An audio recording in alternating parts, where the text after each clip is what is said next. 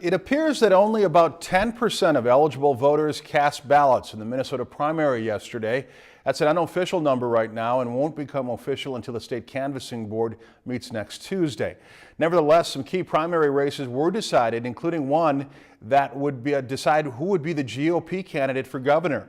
Jeff Johnson was the endorsed candidate, and he topped the field in the primary as well. Today, Johnson, former House Speaker Kurt Zellers, former House Majority Leader Marty Seifert, and businessman Scott Honor held a joint press conference to show Republican unity in the campaign to beat incumbent Democrat Mark Dayton. Johnson says he'll wrap pieces of his primary challenger's campaigns into his own pitch against Dayton. Zeller's firm stance against tax increases, Honor's cut-no-corners approach, and Seifert's rural Minnesota roots. Democrats immediately struck out against Johnson, branding him as an extremist and a friend of the Tea Party who will drag Minnesota backward if elected. Now here's a look at some other key state and local primary election results from that election. We have U.S. Senator for the Republican Mike McFadden wins easily there.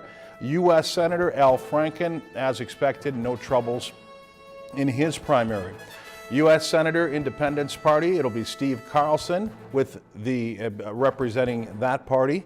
Secretary of State Steve Simon emerges from the primary and moves on to the general election. Also, State Auditor Rebecca Otto with a big win over Matt Intenza there.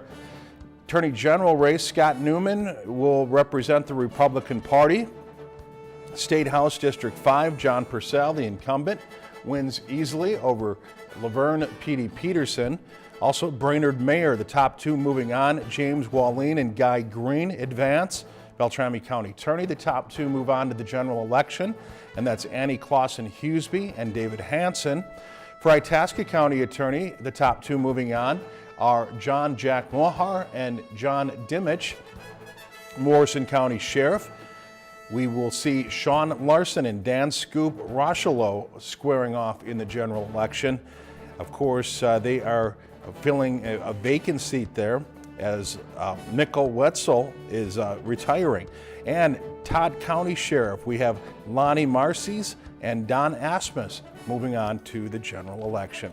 If you've enjoyed this segment of Lakeland News, please consider making a tax-deductible contribution to Lakeland Public Television.